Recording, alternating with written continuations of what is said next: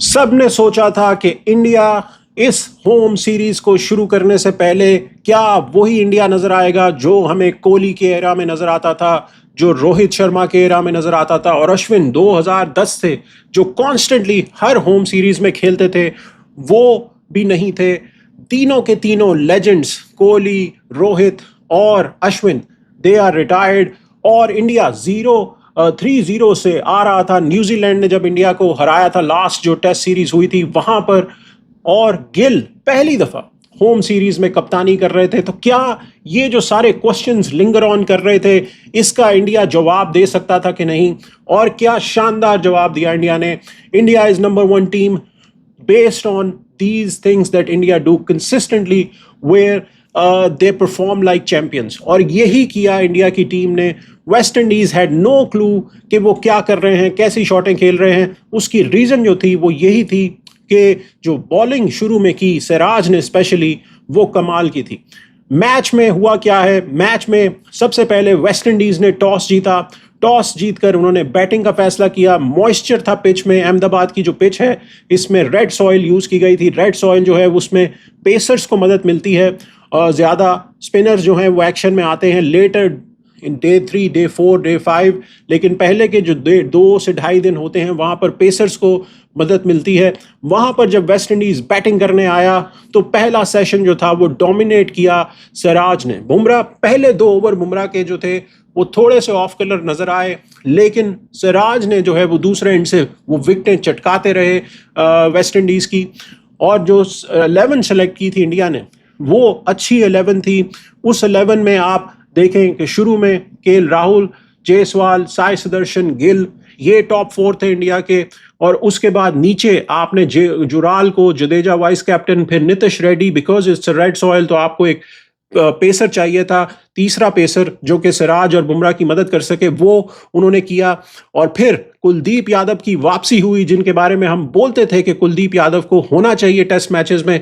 उन्होंने वापसी की 1 साल बाद and he was awesome too. और बीच में सुंदर और जो है द थर्ड सीमर जो बुमराह और Siraj. So this was the 11 for India. और यहाँ पर वेस्ट इंडीज जो है वो उनके पास सिर्फ एक ही चीज़ है इस पूरी सीरीज में, और वो है कि वो कैसे इससे सीख कर आगे जा सकते हैं। पाकिस्तान को ये टीमें जो हैं ये हमेशा चैलेंज देती हैं, but India they can not, जो इंडिया की fire in their belly, they have shown that कि ये जो है रैथ ऑफ फायर इंडिया ने फूंका वेस्ट इंडीज़ के ऊपर पहले ही सेशन में, जब 90 for 5 हो गया वेस्ट इंडीज़ और कोई जवाब नहीं था। सिर्फ 2 ही बैटर्स थे वेस्ट इंडीज़ के पास, रॉस्टन चेस और शे होप, जिनके बारे में जो है वो आप कह सकते हैं कि they are the ones who can perform under these conditions.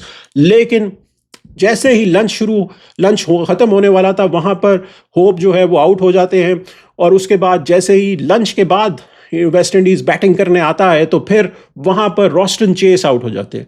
गिरते पड़ते वेस्ट इंडीज़ जो है वो 162 पर पहुँचता है टी तक, और वहाँ पर पूरे के पूरे वेस्ट इंडीज़ के 10 खिलाड़ी आउट हो जाते हैं। इंडिया की तरफ से 4 विकेटें ली सिराज ने, 3 विकेटें ली बुमराह ने, 2 ली कुलदीप ने, 1 ली वॉशिंगटन सुंदर ने।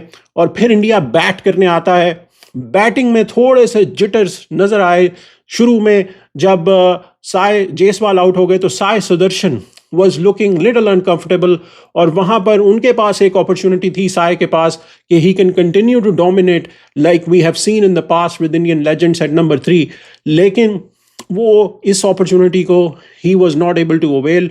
लेकिन अभी पूरी सीरीज बाकी है, so let's see how he performs. India ने 2 विकेटें गिराकर 121 रन बनाए। अब इंडिया 41 रन पीछे है वेस्ट इंडीज़ के इस 162 से। इंडिया को एक ही दफ़ा बैटिंग करनी है, और बैटिंग कर कर आपने लंबे रन जोड़ने हैं। लंबे रन जोड़कर आपने फिर वेस्ट इंडीज़ को आउट करना है, और तीसरे दिन तक मुझे लगता है कि ये खेल जो है वो ख़त्म हो जाएगा। मुझे लगता है कि तीसरे दिन से ज़्यादा ये खेल जाएगा नहीं, unless West Indies puts on a terrific fight. But यहाँ पर मुझे ये चीज़ मुश्किल लगती है। अहमदाबाद की पिच अच्छी थी, यहाँ पर सीमर्स को मदद मिल रही थी, मॉइस्चर था इस पिच में, क्योंकि अहमदाबाद में बारिश होती रही थी पिछले कुछ दिनों में, ओवरकास्ट कंडीशंस थी।